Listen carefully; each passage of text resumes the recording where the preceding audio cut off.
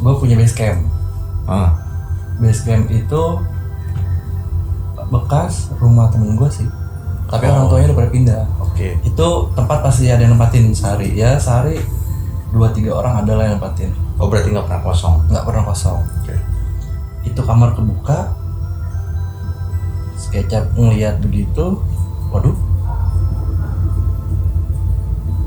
Ada apaan? kata dia ngeliat cewek rambutnya panjang sampai ngejuntai ke bawah dari atas itu. Dari atas dia Tangga itu? bukan tangga yang tempat tidur itu. Hmm. Posisi cewek itu ada di atas, ngejuntai ke bawah gitu, rambutnya nutupin muka, ya kan, ayun-ayun aja kakinya ya kan. Iya. Tapi penghuninya nggak ada yang cewek. Nggak ada yang cewek.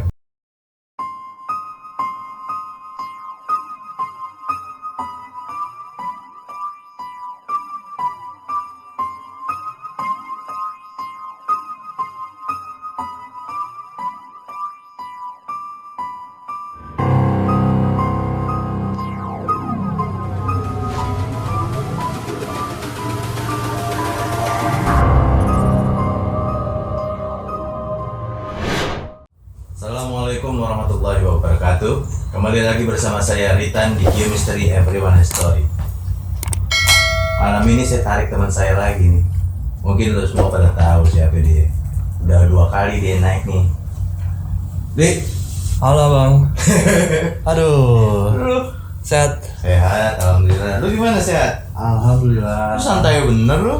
Lagi kurang enak badan sebenernya bang. Oh. Lagi ngopi-ngopi gua. Wah, kok ini kayaknya ngebelin mulu. Lagi di mana ya kan? Dicek. Ya depan rumah gua. Ay. Gimana bang? Ada apa? Lu gua tarik ke sini buat cerita. Cerita apa lagi nih? Lu kemarin masih ngutang sama gua, ada berapa kali lu pengen cerita katanya. Baru lu naikin gua. Boleh. Cerita apa lagi kita sekarang ya? Cerita yang tepat itu, Li. Basecamp gue dulu. Iya. Boleh, kita ngopi dulu. Boleh. Ini cerita menarik nih. Ini ceritanya bagus dalam artian buset deh. Ini dia sempat cerita sekilas sama gua. Benar-benar bikin bulu merinding. Gua nggak bohong. Tapi gua belum tahu secara detail. Kita dengerin ceritanya. Gimana Li ceritanya, Li? Jadi lulus SMA itu bang, gue punya base camp. Base camp itu bekas rumah temen gue sih, tapi orang tuanya udah pada pindah. Oke. Kebetulan di komplek, nggak usah sebut merek lah ya, kompleknya komplek mana yang jelas temen SMA gue main ke situ. Terus kalau temen bola gue, ada temen bola yang dari jauh-jauh suka gue ajak mampir ke situ juga buat istirahat. Terus teman-teman rumah juga kadang gue ajak main ke situ juga, jadi biar nggak boring gitu kan bang, main di rumah. Ayo main tempat gue yuk, nongkrong. Tapi di situ gue terkadang nongkrong sama teman-teman SMA lebihnya sih. Dalam arti nggak semuanya, paling 1-2 orang. Karena kan gue komunikasi sama teman-teman SMA paling 1, 2, 3, 5. Ya nggak banyak lah, bisa dihitung jari. Yang jelas itu tempat pasti ada yang nempatin sehari 2-3 orang ada lah yang nempatin. Oh, berarti nggak pernah kosong? Nggak pernah kosong. Oke. Jadi awal mula cerita nih gimana ya, dibilang serem tapi lucu, tapi serem tapi lucu juga. Pada saat itu di rumah itu gue tinggal berdua. Ya kan habis ngumpul-ngumpul malam minggu tuh, ngumpul enak nih kan ada studionya bang. Jadi rumah itu posisi di bawah ngeblong, ada kamar, naik ke atas ada studio, ada kamar tidur pribadinya si yang punya rumah, yang punya temen gue itu, sama ada balkonnya. Nongkrong enak lah di balkon. Udah agak-agak malam sedikit, pindahlah kita ke studio ngadem, ya kan. Adem,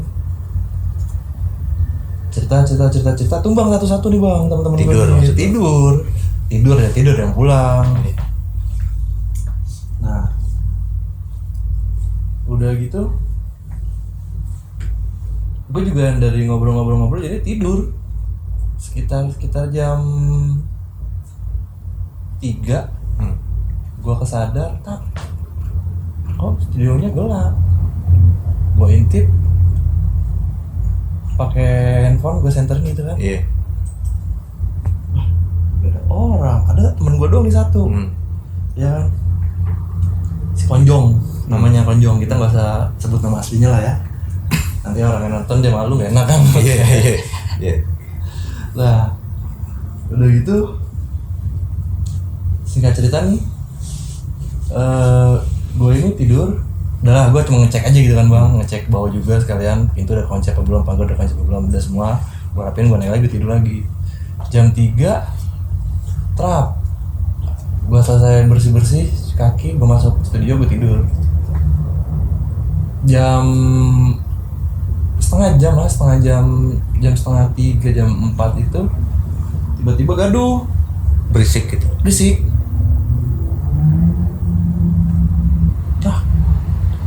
Gue bangun dong. Kenapa sih Jong? Sekolahnya kebangun nih. Pintu kebuka, sekolahnya kebangun. Lu kenapa Jong? Gak tau tak. Tiba-tiba gue bangun, ada di depan WC. Hah? Coba lo bayangin, tidur. Itu kan emang studio itu emang masih ada drumnya, masih ada lengkap lah ya. Cuman kalau misalnya malam itu digelar bed cover buat tidur anak-anak. Lu kenapa Jom? Nggak tahu kenapa nih gue tiba-tiba gue bangun kok ada di depan WC gitu kan. Jadi depan studio itu ada WC. bang, ada WC ya. Kok bisa? Iya, ada yang narik gua. Lalu kan nggak ada anak-anak, makanya dia bilang gitu kan. Emang lu dari mana nih? Dia nggak jawab tuh bang ya kan. Lu cuci kaki belum? Lu tadi datang aja sih lu ya kan, langsung tidur. Capek gue habis begawe, alasannya begitu bilangnya ya kan.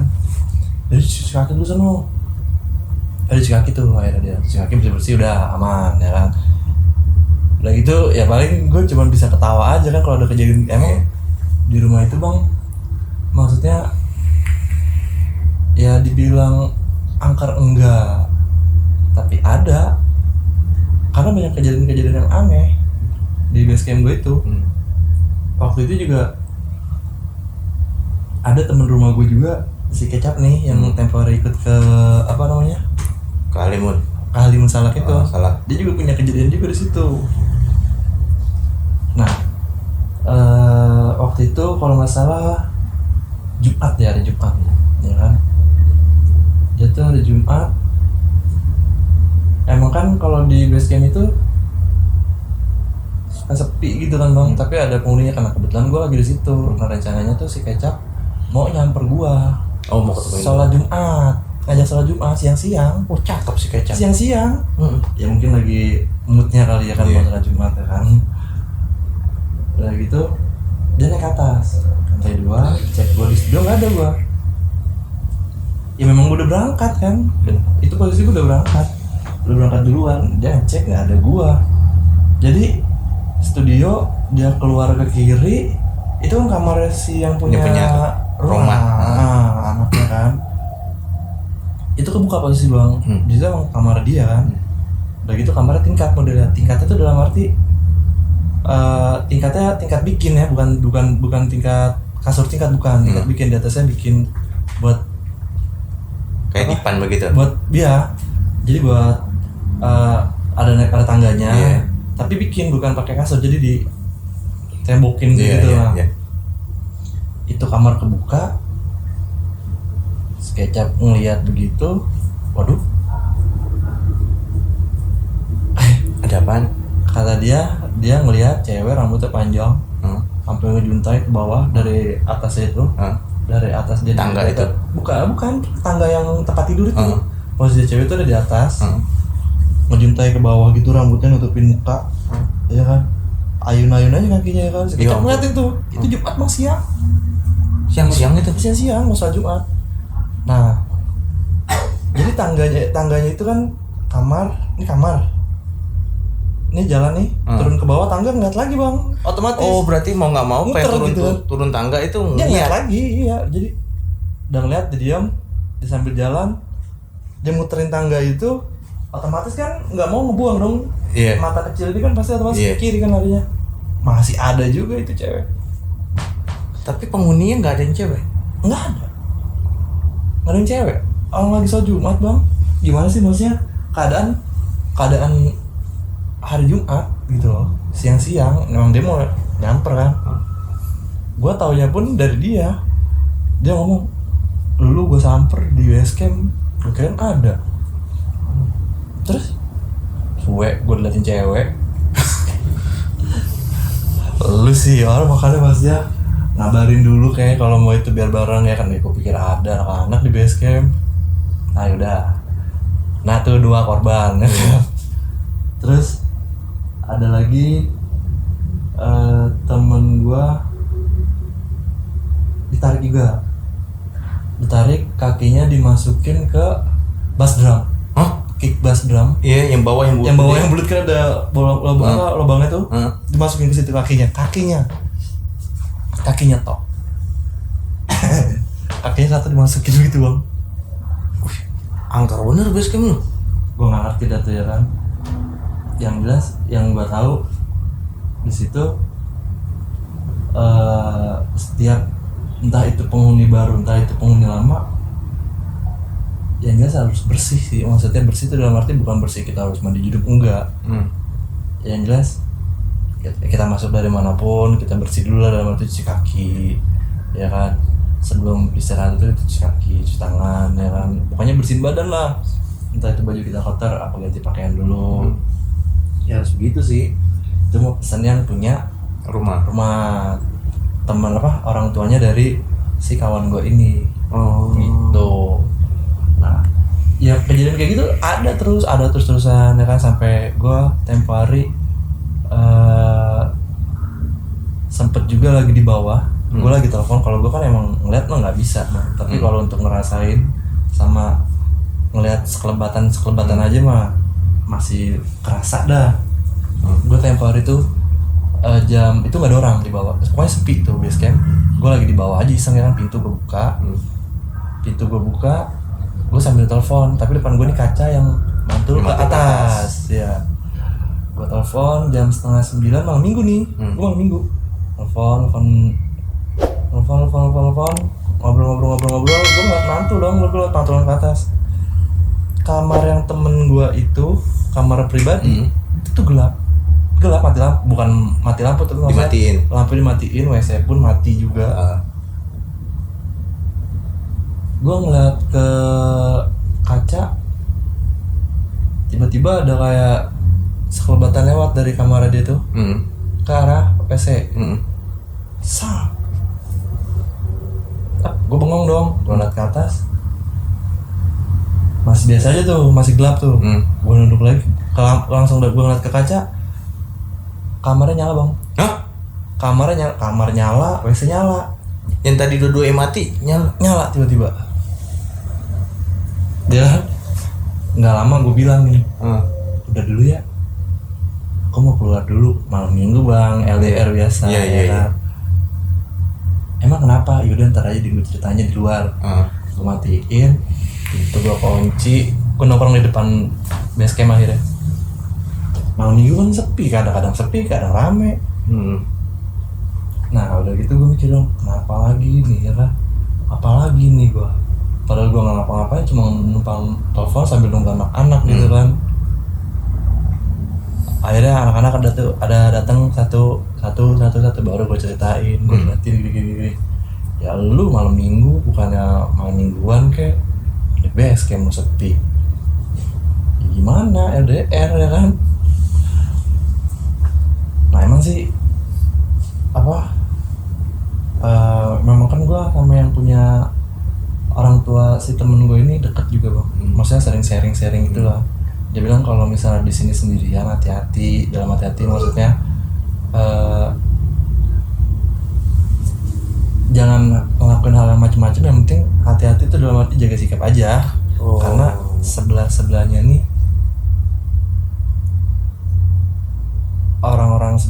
ini tuh apa namanya, bahasanya apa ya biar enak ya, dia tuh punya peliharaan. Oh, kayak pesugihan gitu. Katanya yang orang tuanya kawan gue ini. Oh. Maksudnya takutnya nanti kegoda apa digodain, kita kan nggak tahu gitu kan. Yang penting maksudnya jaga sikapnya begitu. Jadi boleh dibilang base camp lu kena imbasnya juga. Bisa lah dibilang kena imbasnya. Kena imbasnya bener. Kadang gue kalau lagi nongkrong di balkon ya kan, berdua atau bertiga gitu kan. Kan soalnya di depan tuh ada balkonnya tuh, sempet jadi control room, dalam arti buat monitoring yang di dalam Studio. di luar itu buat alat-alat recording bang. Jadi pokoknya tempat mantaunya lah ya kan. Nah di situ gue lagi sama kawan gue, dia lagi ngedit musik, tiba-tiba ada yang jalan di atas. Hah? Ada kayak orang jalan.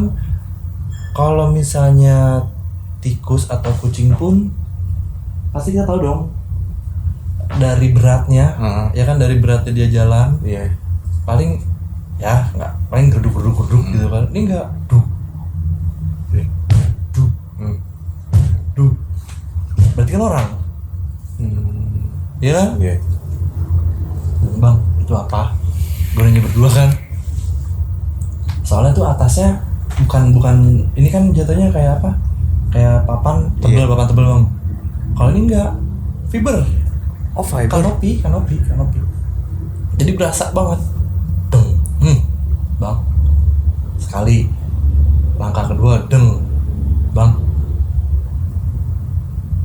Dia masih bengong, temen gue nggak sadar. Deng. 3. Bang.